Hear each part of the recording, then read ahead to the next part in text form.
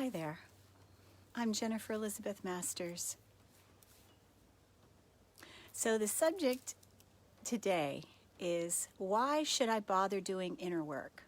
And what's all the hubbub about doing spiritual inner work? What's going to matter whether I do it or don't do it?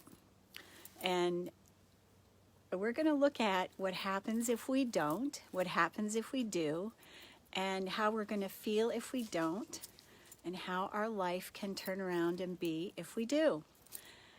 What is spiritual inner work? Well, it could be a variety of things. It could be that we decide to hire a coach and we do energy work and energy healing, and we have the coach help us examine our issues and challenges. Maybe we've had a few marriages that didn't work out, and we've discovered that our relationships are a problem.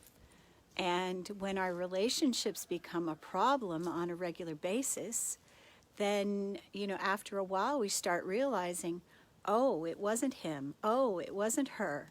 The common denominator in all the relationships I've had was me. And that's what I discovered. It was a rude awakening, like a wet towel thrown in the face or a wet blanket. It absolutely was a shocker to me when I finally realized, hey, you know what? You're the cause of all these problems. You are the one that is suffering. You are the one that feels like a victim. So therefore, you're being victimized. And, it was a long time ago. Hi, Lisa. How are you? Great to see you. I have to squint to see. So what we're talking about, Lisa, is inner work and what it means. So I was in my 30s, and I had already discovered some issues and challenges, lots of trauma. We all have trauma. We all have PTSD from something that our parents did or didn't do. We feel unloved. And I'm here to tell you that no matter how wonderful our parents are, and plenty of them are, we're still going to end up with some sort of trauma from somewhere. And what's the purpose of that? Well, the trauma is so that we will discover that, oh, I could have had a V8. I could have done some inner work. That is what the trauma is for. The trauma is this wake-up call. Wake up.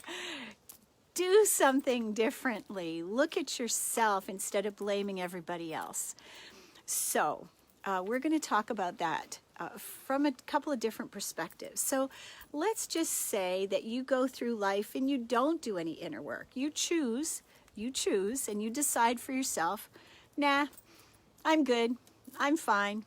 I'll be vaping over here in the corner. I'll be drinking my margaritas. I'll be drinking half a gallon of wine a week. I'll numb myself, and I will end my suffering that way. That's how I'm going to deal with my suffering. And plenty of people on the planet do. Look at all the people that are smoking pot every day.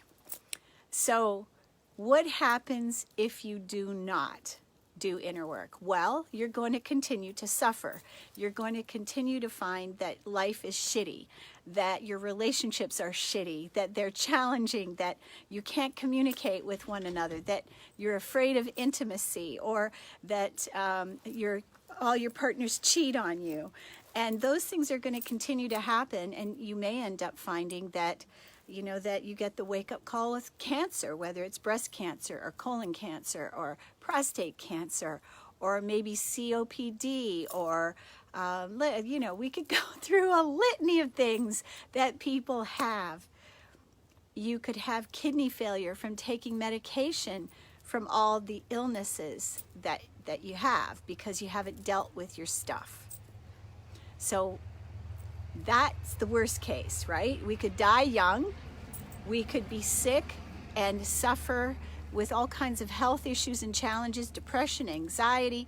So if you have either of those, it is your body it's saying, hey, hello, pay attention over here.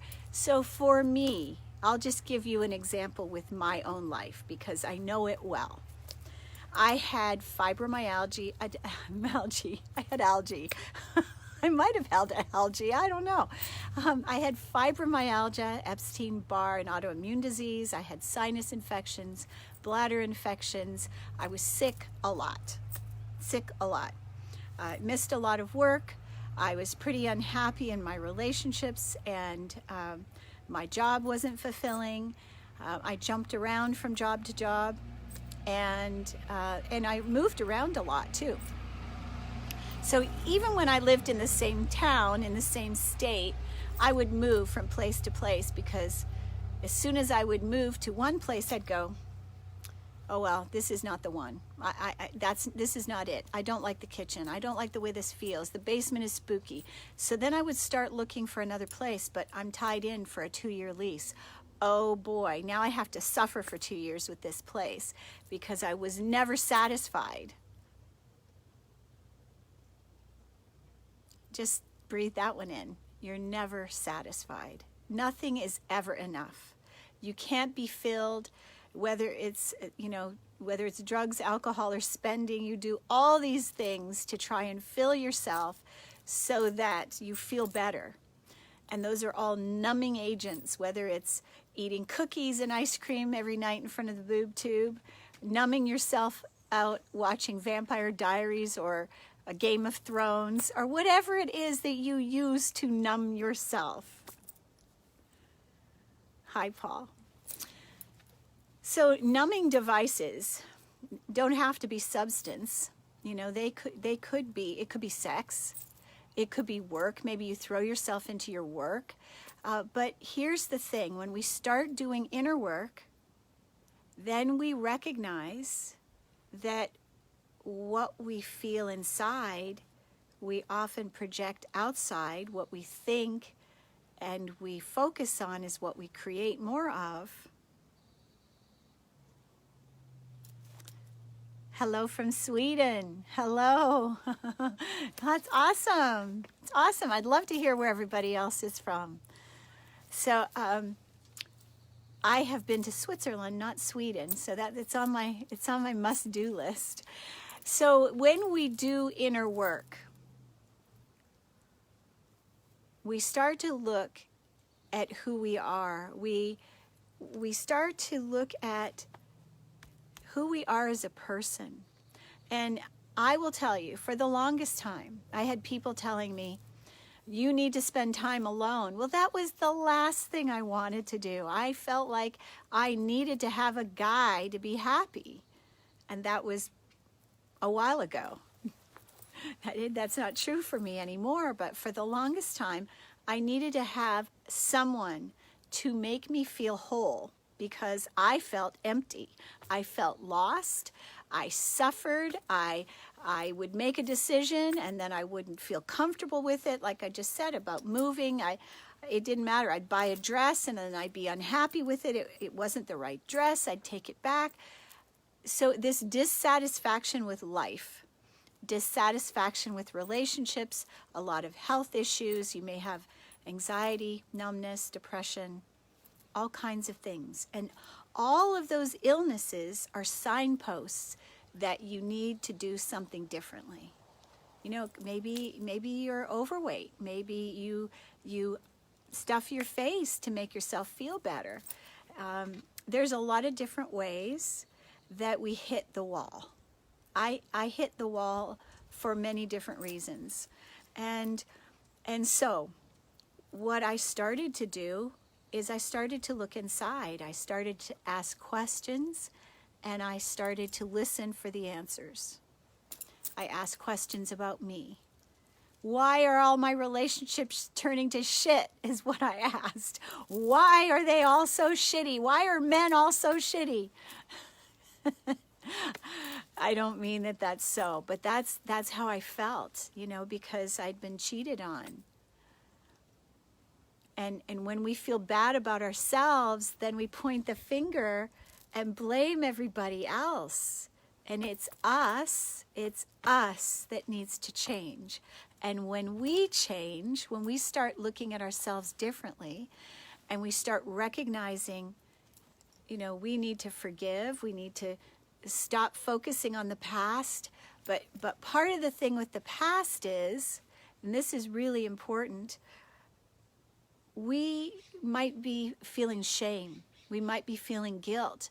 You know, if we've had abuse or molestation in our childhood, or that could still be causing us to feel shame and guilt. So we have to forgive ourselves for whatever our part was. We have to forgive ourselves and let go of the past. We have to let go of regret, let go of disappointment. Part of the healing process is in the letting go. We have to let go of expectations. And instead of looking for love out there, we start to look for it in here. And so when we start turning our attention to us and looking at, oh, who am I? What is it I'm feeling? Do I feel regret? Well, then what do I feel regret about? And then when we start working on forgiveness and letting go of the way we feel about it, we heal the guilt, we heal the shame. We start loving ourselves in spite of all our foibles, our warts, whatever it is that we have. And everyone has them. But each of us, each of us is unique. And we all deserve love. Every single one of us deserves love. So I'd love to hear from you. What have you discovered about you that you didn't know before? And what kind of spiritual work have you done? What kind of inner work have you done? I especially want to hear from you guys. Men today are being called on the carpet for looking towards their women as being their emotional dustbusters, the emotional sponge, their therapist, their healer, their psychologist. So do you find that so? Do you lean on your women, or do you hire a coach or a healer? What are you doing for your own personal self-growth? I'd love to hear from you. So just let me see down below. So, for me, it took a number of years, but lots and lots of self-introspection. I read lots of books, and Louise Hay's book, You Can Heal Your Life, and then her You Can Heal Your Body, were two of the most important books that I read. But I also read Prescription for Nutritional Healing, because I started recognizing that my thoughts were making me sick. Because I hated myself. I didn't realize it. I thought I loved myself. But it's the unconscious thoughts that are really the ones that are rocking our world and our boat and our life. And so we've really got to get our unconscious thoughts reprogrammed so that we love and approve and love and accept ourselves. So what happens when you do inner work? Well, life becomes better. You stop suffering. Your relationships improve. People are drawn to you because you radiate inner light. You start to manifest in the moment whatever you want. Life becomes easier. You become happier. You're not lying awake at night worrying about whether you can feed your family or your cat, because you're in abundance. So when we do this spiritual growth, when we do this introspection, and we start to heal these past events, we start to feel better. We start to enjoy life more. We have way more joy, play, and love. So without spiritual work, without inner work, what happens is we will end up dying in misery. And if you don't want to die in misery, I highly recommend that you read my blogs. I have all kinds of blog posts that could help you. You could Google suffering and my name, Jennifer Elizabeth Masters. You could Google, there's doves flying all around here. You could Google addiction, and my name. Okay, so Liza, how do we uncover our unconscious thoughts and beliefs? Excellent question. Okay, so well, one of the ways we can do that, I do this for my clients because I'm intuitive and I pick up on these things. So you can see, look at your relationships and see what are your relationships telling you about you. Are your relationships ending because the other person cheats? So if that is the truth, if that's what's happening, then perhaps you have an issue with abandonment, and maybe your father or mother didn't love you. And so underneath, so it's like, let me ask the question, where have I felt this before? Where have I seen this issue before? Where have I felt like this in the past? And then see what answers you get. Okay, let me see. Hello, Ashley.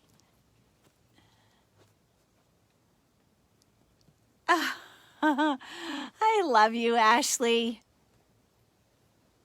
Oh, you're so welcome. You're so welcome.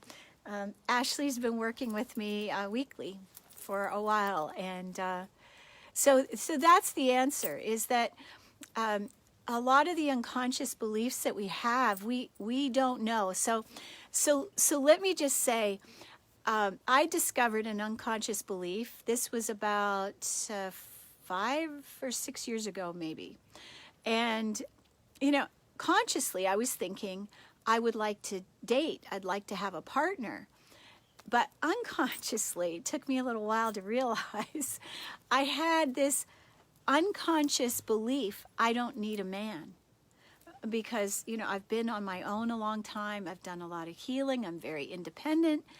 I'm self-sufficient. I'm not looking for someone to rescue me any longer, which was something that I did wish for many years ago, but not anymore.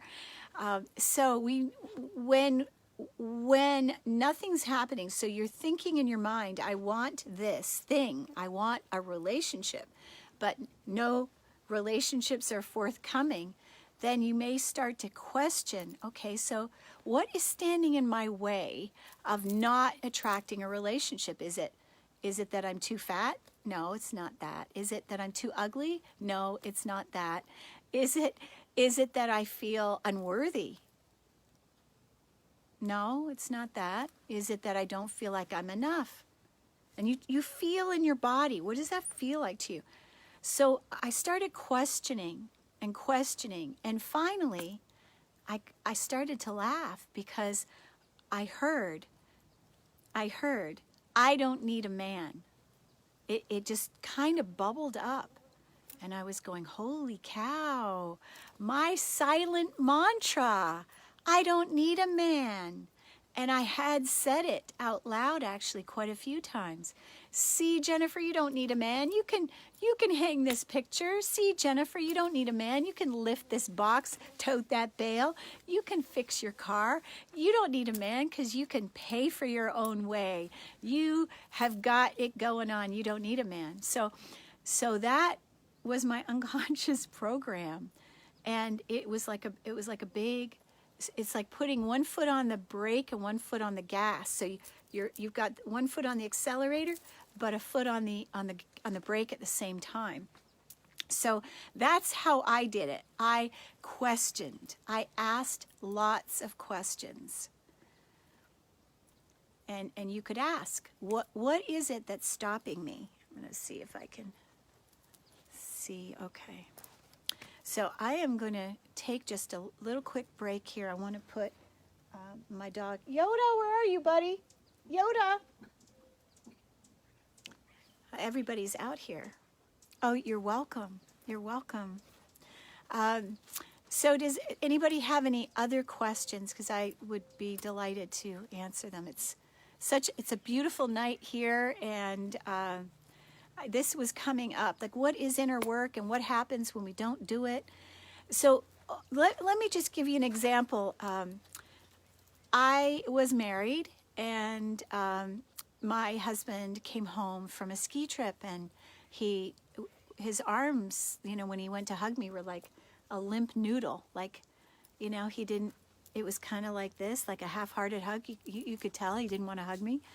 And when we went to bed, he wasn't interested in becoming intimate either. And he'd been gone for, you know, 10 days or something like that. And so when he rejected me, I got out of bed. And imagine that. Yes, he did. I got out of bed and you're welcome. You're welcome. And I sat down at my computer and I started asking questions. Why would this happen? He's been gone a week.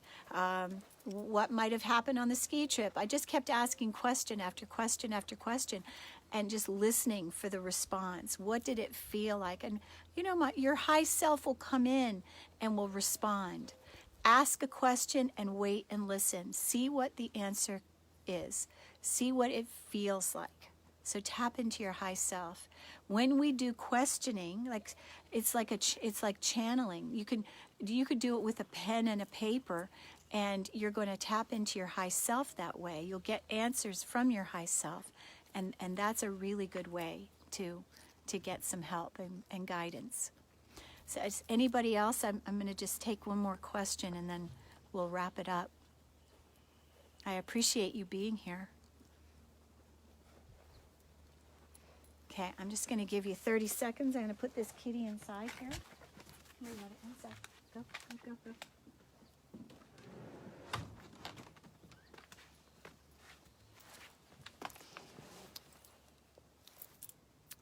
Anybody have another question before I go? Well, I've enjoyed being here with you, and thank you for responding. And if you have any suggestions for future videos, if there's something in particular you would like to ask me, you can send me an email, JenniferElizabethMasters@gmail.com, JenniferElizabethMasters@gmail.com. And I'd be glad to. And you can go to my website, JenniferElizabethMasters.com, and check the business card. There's a business card tab at the top left, and click that. There's help for depression and anxiety. There is a self-love quiz. There's a depression quiz. There's a wealth package. There's 2 wealth packages actually to help you with manifesting. And that is my joy. And also, if you sign up for my newsletter on my website, you get a free download, and that is my beginner's guide for manifesting. And, you know, you could be an advanced manifester, but if you've got any issues with manifesting, this book will help to give you the answers that you need.